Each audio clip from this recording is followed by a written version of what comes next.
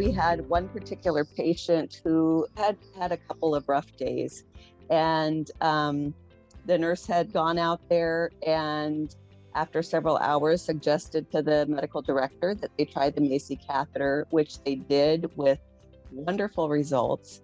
And so at our next nurses meeting, I had that nurse who was the first one to use the Macy catheter describe that experience to all the nurses at the nurses meeting. And several of the nurses had been with this patient during the few days before the Macy catheter was used. And so she was able to explain that to them, and that really made them more excited to use the Macy catheter, but it still was not in the forefront of everyone's mind, especially our medical directors. And then in IDG, we started discussing when someone was having difficulty with symptoms, made sure that we had Macy's available when we thought that we would have patients that would need it.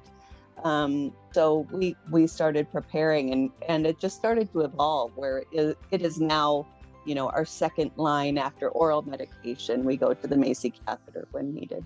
The nurses all have them in their cars, especially those nurses that live far away, where it would be a long time before they could get any additional support, pumps, anything like that. It would take a while for them to get a pump.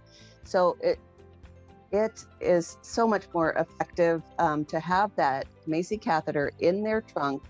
If they're noticing that a patient's not getting comfortable, they can put that in right away. We have a standing order if they call the medical director, start the Macy cath, get it out of their car, get that put in, and within 30 minutes, the patient is usually comfortable.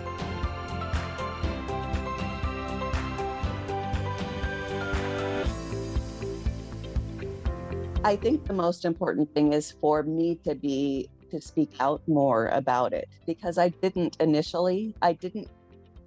remind people that it was available initially. And I think that was a big part of it, is just me reminding the medical directors, the nurses, whoever was out seeing that patient, that was available.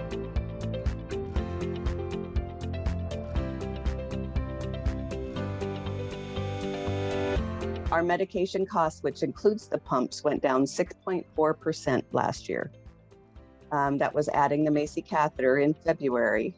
So 6.4% decrease in our medication costs, including pumps. In the olden days, we would have gone to a pump after we couldn't get the patient comfortable, but we don't have to do that anymore. That's not our next stop. Some of these cases could have ended up being continuous care, where we would have had a nurse there all night long, working on, sublingual medications to get this patient comfortable.